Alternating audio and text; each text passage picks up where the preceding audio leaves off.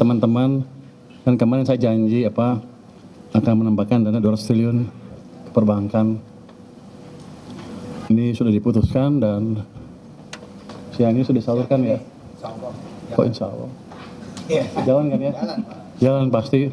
Ini kita kirim ke 5 bank, Mandiri, BRI, BTN, BNI, BSI. Di mana boleh sebutan ya? Di Mandiri itu kita taruh 55 triliun, BRI 55 triliun, BTN 25 triliun, BNI 55 triliun, BSI 10 triliun. Itu, jadi dananya akan kita kirim. Sudah saya setuju tadi pagi, bentar lagi dikirim sama dia.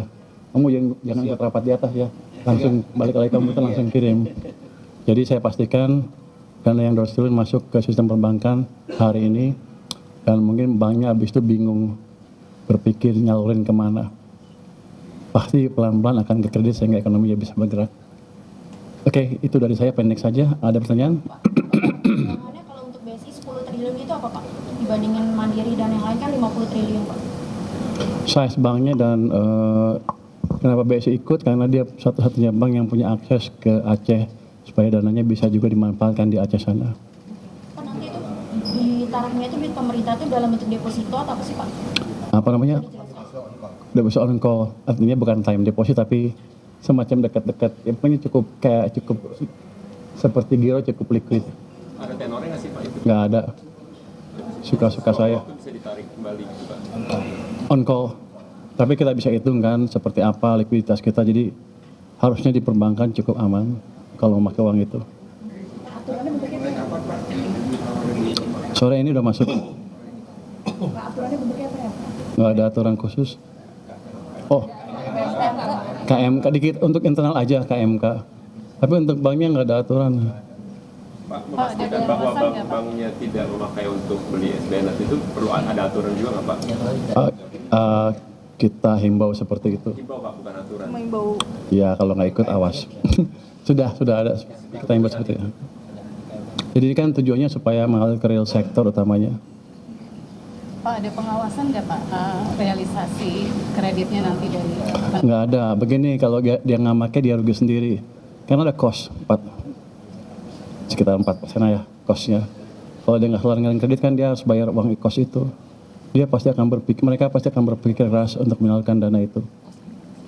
Pak, kalau saya lihat di LKPP kan saldo kita di 2024 457 triliun Pak. Nah sebelumnya kan sudah dipakai oleh koperasi desa 16 triliun dan dipakai untuk defisit tahun ini sebesar 58 triliun Pak. Berarti sisanya jika dikurangkan dengan 200 triliun itu sisanya tinggal 155 triliun Pak. Soal yang tersisa di Ada lebih dari itu karena selain itu kan ada juga anggaran yang belum dipakai tahun ini. Jadi angkanya bergerak terus. Oke, tapi ada besaran nggak Pak sisa setelah dipakai 200 triliun sisa berapa di UB? Ini yang kita pakai bukan sil Pak. Biasa. Enggak, uang kita aja tapi dipindahin. Jadi betul-betul variasi tergantung pendapatan pajak kita. Tapi saya yakin begini, begitu ekonomi jalan, pajak juga akan masuk lebih besar lagi. Jadi saya nggak takut terhadap kondisi likuiditas pemerintah misalnya. Pak, karena bentuknya deposit jadi dana ini bisa, maksudnya kan karena berkurang misalnya itu kan dana emergency. Jadi kalau enggak. Ini bukan dana emergency, dana punya pemerintah yang biasanya dipakai untuk membelanja tapi belum dibelanjakan, sementara ditaruh di bank sentral. Jadi perbankan nggak bisa memiliki akses ke dana itu. Kalau saya tahu di komersial bank kan, bank bisa memakai itu kalau kita belum pakai.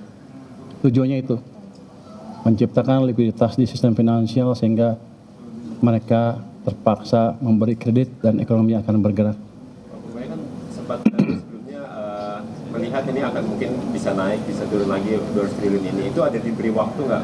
Pak, bisa naik. Oh bisa naik, maksudnya review untuk policy. Kalau saya bilang bisa turun lagi, stimulusnya nggak jelas nanti. Mereka bank akan bilang, saya nggak akan pakai karena Anda bentar lagi narik lagi. Enggak, bisa naik dan bisa naik. Pak Menteri beri waktu nggak untuk review untuk nanti kira-kira menambah itu setelah berapa bulan atau? Ya, kita lihat, ini kan 200 triliun saya perkirakan gelombang pertama.